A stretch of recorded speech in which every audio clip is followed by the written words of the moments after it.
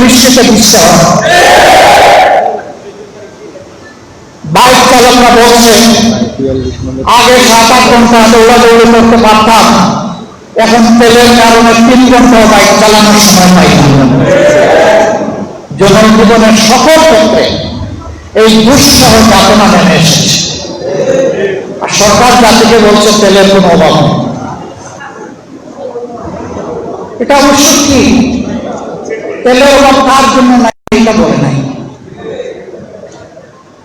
কারো কারো লোক ড্রাম ভর্তি করে নিজেদের ঘরে বাঁশ জাড়ে গোয়াল করে বিভিন্ন জায়গায় তারা তেল রেখে দিয়েছে। পাম্পে তেল পাওয়া যায় না, লেখা আছে তেল নাই বন্ধ, কিন্তু ওখানে গেলে তেল পাওয়া যায়। 120 টাকা দামের তেল ওখানে গেলে 300 টাকায় পাওয়া যায়। এইভাবে জ্বালানির পর পাওয়ার নির্ভরশীল। শুধু গাড়ির চাকা চলে না, শুধু ফ্যান ঘুরে না, শুধু বাতি চলে না, এই জ্বালানিতে সমাজের চাকা চলে, মিল ফ্যাক্টরি ইন্ডাস্ট্রির চাকা চলে, পাবলিক ট্রান্সপোর্ট চলে। এটা লজ্জার ব্যাপার, সরকার কেন সবাইকে নিয়ে তুলা মনে বসছে না, বাস্তব অবস্থা কেন তুলে ধরছে না। আমরা সবাই এই সংকট নিরসনের অংশীদার হতে চাই, আমরা তো সংকট তৈরি করতে চাই না, কিন্তু কি জানি শুধু একটা লুকোচুরি সব ব্যাপারে কি একটা অস্পষ্টতা। আমরা সরকারকে আহ্বান জানাবো এটা থেকে বের হয়ে আসে। আপনারাই বলছেন সবাই মিলে বাংলাদেশ, সবার আগে বাংলাদেশ, মিলে মিলে বাংলাদেশ। তো কোথায় সবাই মিলে বাংলাদেশ? তা তো আমরা দেখতে পাচ্ছি না। ইতিমধ্যেই সবাই মিলে বাংলাদেশ চ্যাপ্টার আউট হয়ে যাচ্ছে। আপনারা দেখেছেন একটা নির্বাচিত সরকার প্রতিষ্ঠিত হওয়ার পরে ইন্টারিম গভর্নমেন্ট বা তার আগেও এইরকম প্রশাসকের ছড়াছড়ি ছিল। এখন সব জায়গায় প্রশাসক বসিয়ে দেওয়া হচ্ছে। সিটি কর্পোরেশন, মিউনিসিপ্যালিটি, উপজেলা পরিষদ, জেলা পরিষদ, পর্যায়ক্রমে আরো নিচে যাবেন কিনা ওই অন্য। সবাই মিলে বাংলাদেশ এতগুলা প্রশাসক নিয়োগ করলেন, এমনিই তো এটা হওয়া উচিত নয়, এমনি সাংবিধানিক কারণে এটা বেআইনি। সংবিধানে লেখা আছে বাংলাদেশের সকল স্তরের স্থানীয় সরকারে শুধুমাত্র নির্বাচিত জনপ্রতিনিধিরাই দায়িত্ব পালন করবে। আপনারা সব জায়গায় বসিয়ে দিচ্ছেন প্রশাসন, সব দলের লোক। কেউ কেউ জাতীয় সংসদ নির্বাচনে অংশগ্রহণ করেছেন, এখানে তারা সফল হননি, জনগণের ম্যান্ডেট পেতে সমর্থন পাননি। এখন তাদেরকে আরো আরো বড় বড় জায়গায় বসাই দেওয়া হচ্ছে। আশ্চর্য। আপনারা বলেন সার্বভৌমত্ব জনগণের, এদেশের মালিক জনগণ, তো কোথায়? জনগণকে আপনারা তো গুরুত্ব দিচ্ছেন না। এই জনগণই তো 12 তারিখ ফেব্রুয়ারি মাসের 2টা ভোট দিয়েছিল, একটা জাতীয় সংসদে আর একটা গণভোটে হা। আপনারা ভিতরে ভিতরে না ছিলেন, কিন্তু প্রকাশ্যে আপনারাও হা বলেছেন। আপনারা এখন বলছেন জনগণ 51% আপনাদেরকে ভোট দিয়েছে, তো ওখানে যে জনগণ 70% ভোট দিয়েছে, 51 বড় না 68 বড়? আপনি 68 ভাগ জনগণের মতামতকে উপেক্ষা করছেন আর 51 ভাগের কথা বলছেন, এর নাম গণভোট? ওনারা বলছেন সংবিধানে গণভোট নাই। আমাদের প্রশ্ন, এই দলটির জন্ম যার হাতে, তার হাতেই প্রথম বাংলাদেশে গণভোট অনুষ্ঠিত হয়েছিল, তখন কি সংবিধানে সেই গণভোটের প্রয়োজন ছিল? তখন যদি এটা জায়েজ হয়ে থাকে, এখন না জায়েজ হয় কিভাবে? জনগণের প্রয়োজন। গণভোট হচ্ছে কনস্টিটিউশনের উপরে সুপ্রিম অথরিটি। জনগণের সুপ্রিম অভিপ্রায় হচ্ছে চূড়ান্ত সংবিধান। সম্মানিত বন্ধুগণ, তারপরে এরশাদ সাহেব একটা করেছেন, ওইটা নিয়ে কথা বলছি। এরপরে করেছেন বেগম খালেদা জিয়া। তো সেই 3টা গণভোট বাংলাদেশে তার ফল বাস্তবায়িত হয়েছে। 4র্থ গণভোট, যেখানে এসে বিভিন্ন দল ছিল, মত ছিল, সবাই মিলে একমত। শুধু তাই না, সবার আগে বিএনপির প্রতিনিধি বলেছেন সংস্কারের প্রস্তাবগুলো আইনগতভাবে বাস্তবায়ন করতে হলে গণভোটের প্রস্তাব দিলেন গণভোটের।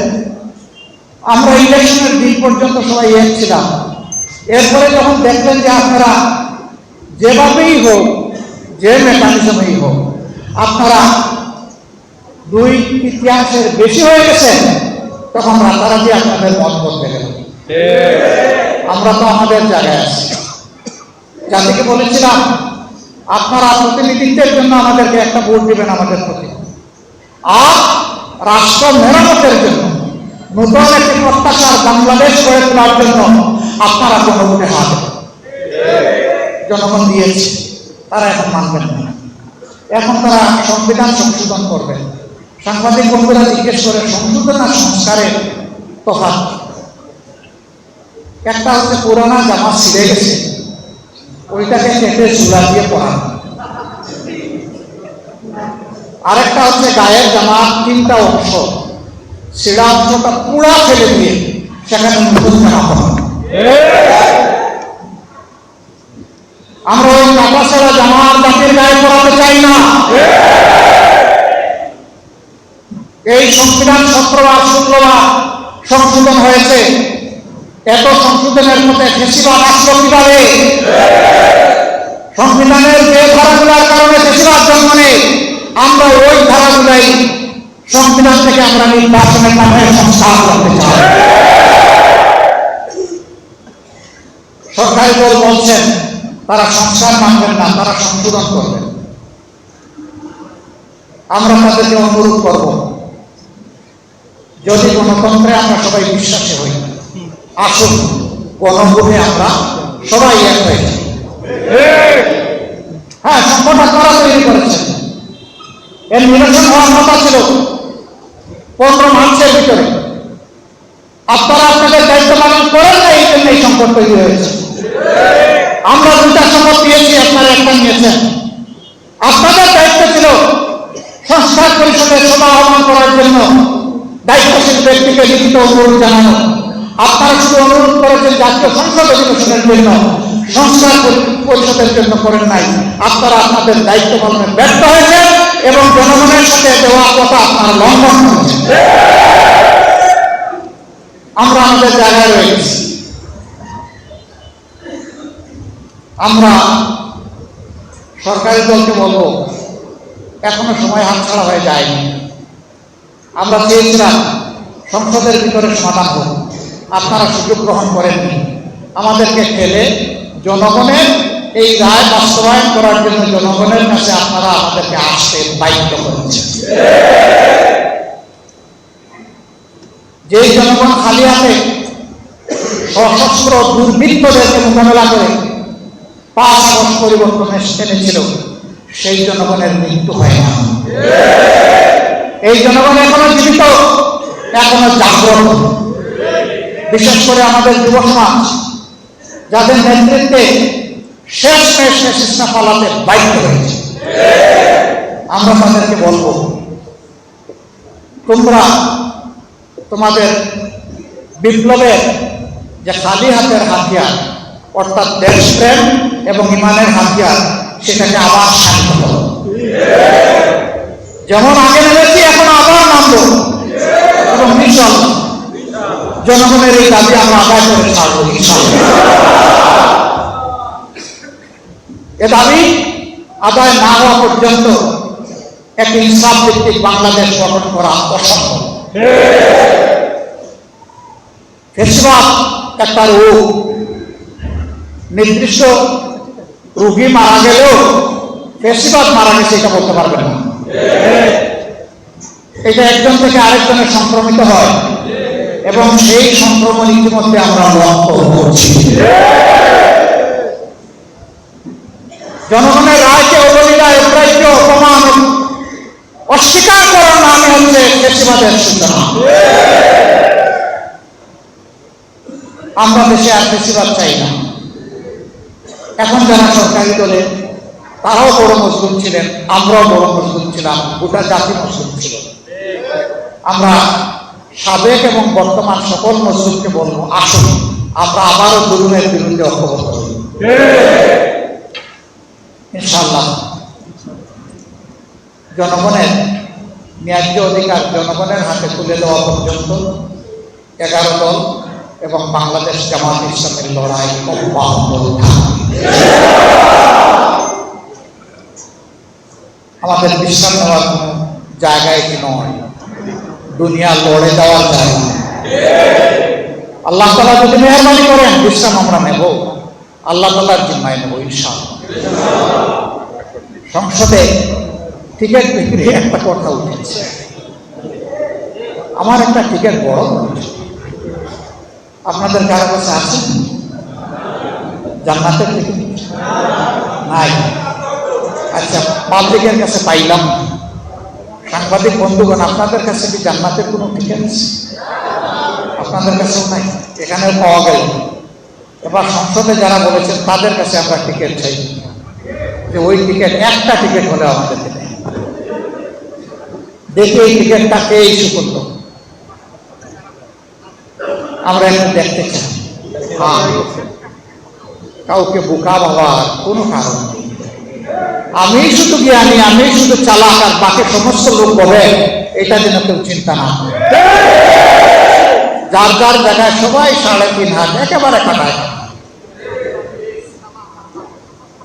এখন মিডিয়ায় ভাসছে কারা কারা জান্নাতের টিকিট বিক্রি করেছে। সংসদে দেখেছেন আমরা বলেছি এই সংবিধানের সংস্কার চাই, কখনো বলিনি যে এই সংবিধানকে ছুঁড়ে ফেলে দিতে চাই, আমরা কখনো বলি। কিন্তু আমাদের নামে মিথ্যা অভিযুক্ত হলো আমরা নাকি বলেছি। হ্যাঁ, সব ফায়ার আপনি যাকে টার্গেট করেছেন তার বুকে নাও পড়তে পারে, অনেক সময় ব্যাক ফায়ার, এটি ব্যাক ফায়ার করেছে, করে নাই? আমি সম্মান রেখে বলতে চাই, এই সংবিধানের দোহাই দিয়ে যে অপশাসন, যে দুঃশাসন, যে ফ্যাসিবাদ কায়েম হয়েছে, এর বিরুদ্ধে ফুঁসে উঠতে গিয়ে সর্বপ্রথম বিএনপি নেতা, সিনিয়র নেতা, তিনি ছিলেন স্থায়ী কমিটির সদস্য, সাবেক মন্ত্রী জনাব এম.কে. আনোয়ার এই কথাটা জাতীয় প্রেস ক্লাবে বলেছিলেন। তিনি বলেছিলেন এই সরকার, ফ্যাসিবাদী সরকার পরিবর্তন হলে এই সংবিধানকে আমরা ডাস্টবিনে ছুঁড়ে দেব।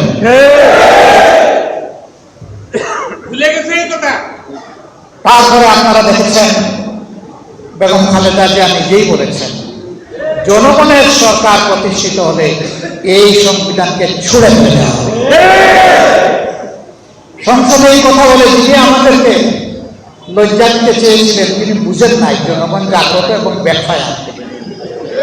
তিনি নিজেও কিন্তু এই কথাটা বলেছেন, আমরা তো বলি এগুলা দিয়ে জনগণকে বিভ্রান্ত করা যাবে না। আমরা কথা বলি দায় এবং দরদ দিয়ে, আমরা কথা বলি দেশপ্রেম। আমরা দায়িত্বহীন কথা বলা পছন্দ করি না, তারপরে আমরা মানুষ। বন্ধুটি আমাদের হয়ে গেলে আমরা প্রকাশ্যে ক্ষমা চাই, এটা তো আমরা সংকুণ্ঠিত হই না। সম্মানিত বন্ধুগণ, আমি মহান আল্লাহর দরবারে তৌফিক চাই, ন্যায্যতার ভিত্তিতে, ন্যায়ের উপর, সত্যের উপর, ইমানের উপর, দেশপ্রেমের উপর, জনগণের অধিকার আদায়ের রাস্তার উপর আল্লাহ যেন আমাদেরকে অটল থাকার তৌফিক দান। আমরা আগেও অন্যায়ের সাথে কোনো কম্প্রোমাইজ করি নাই, এখনো কোনো অন্যায়ের সাথে কম্প্রোমাইজ করব না। সরকার যদি ভালো কাজের উদ্যোগ নেয় সমর্থন দিব, সহযোগিতা করব। সরকার যদি আবারও জনগণের রায়কে খুন করতে চায়, জনগণের অধিকার হরণ করতে চায়, কেড়ে নিতে চায় এবং দুঃশাসন চালাতে চায়, অতীতে যেমন কষ্ট করে লড়াই করে গিয়েছি এবং তার একটা পরিণতি এবং ফল আমরা পেয়েছি, আগামীতেও এই লড়াই আবার নতুন করে শুরু হয়ে যাবে। আমরা ওটা চাই। বিশ্ব পরিস্থিতি টলটলায়মান, এই সময় সবাই মিলে দেশ গড়া দরকার। সেই সদিচ্ছা নিয়ে সরকার এগিয়ে আসছে, ওয়েলকাম, স্বাগত। আমরা তার অপেক্ষায় থাকলাম। গণভোটকে অগ্রাহ্য অমান্য করার কারণে আর জ্বালানির বাজারে বিশৃঙ্খলার প্রতিবাদে আগামীকাল ইনশাআল্লাহ ঢাকায় আমাদের আন্দোলনের প্রথম কর্মসূচি বাস্তবায়ন হবে। আমাদের কর্মসূচি হবে নিয়মতান্ত্রিক, আমাদের কর্মসূচি হবে ইস্পাতপন্থী। আমরা ভায়োলেন্সে বিশ্বাস করি না, কিন্তু আমাদের বিরুদ্ধে কেউ ভায়োলেন্স করতে আসলে আমরা ইস্পাতের মতো হয়ে যাব। দেশবাসীকে আমরা আহ্বান জানাবো, যতদিন আপনারা দেখবেন যে আপনাদের জন্য, আপনাদের অধিকারের জন্য আমরা লড়াই করছি, আমাদের জন্য দোয়া করবেন, আমাদেরকে ভালোবাসবেন, আমাদেরকে সমর্থন দিবেন। এবং যেহেতু দাবিগুলো জনগণের, সেই কারণে আমরা আপনাদের সাথে একাকার হয়ে, আমাদের সাথে না, আপনারাই বৃহত্তর জনগোষ্ঠী, আপনাদের সাথে একাকার হয়ে আমরা লড়াই করে দাবি আদায় করব ইনশাআল্লাহ।